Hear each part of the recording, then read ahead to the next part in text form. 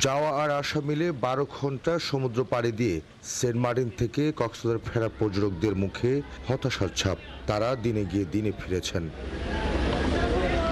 কক্সবাজার পৌঁছে তাদের অভিযোগ, কাঙ্ক্ষিত সেন্ট মার্টিনের মুখ দেখেছেন, জাহাজের জানালা থেকে দেখেছেন প্রবাল দ্বীপের বাইরের দৃশ্যটাও, কিন্তু ঘুরে দেখতে পারেননি নারিকেল জিঞ্জিরা নামে পরিচিত এই দ্বীপটিকে। কারণ জাহাজ পৌঁছানোর পর ঘুরে দেখতে সময় দেওয়া হয় 30 মিনিট।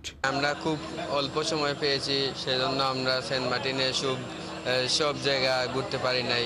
সময় তো দেয় না আমাদেরকে, 15 মিনিট সময় দিছে, অনেকে আছে 5 মিনিটও সময় পায় নাই, এমনও হয়েছে।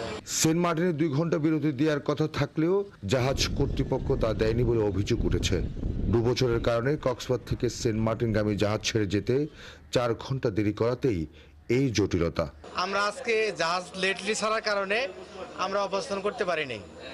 আমাদেরকে ইনফরমেশন দেওয়া ছিল যে 2 ঘন্টা আপনারা অবস্থান করতে পারবেন, কিন্তু আমরা 2 ঘন্টা অবস্থান করতে পারি নাই। সেন্ট মার্টিন আমাদেরকে টোটাল 15 মিনিট টাইম দিতে হয়েছিল, তবে 15 মিনিট টাইম আমরা নামি নাই, আমরা এই জাহাজে এভাবেই রয়েছি।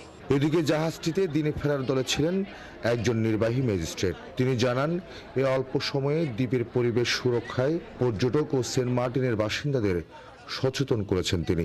অসাধারণ সাড়া পেয়েছি। বিশেষ করে আপনারা জানেন যে সেখানে যাওয়ার পরে স্থানীয় যে জনসাধারণ তারা কিন্তু ফুলের শুভেচ্ছা জানিয়েছে আমাদের যারা পর্যটক গিয়েছে। রবিবার সকালে 9 মাস পর 653 জন পর্যটক নিয়ে সেন্ট মার্টিন যাত্রা করে জাহাজটি। সেখান থেকে 36 জন পর্যটক বাদে বাকিরা রাত্রি যাপনে থেকে গেছেন এই প্রবাল দ্বীপটিতে।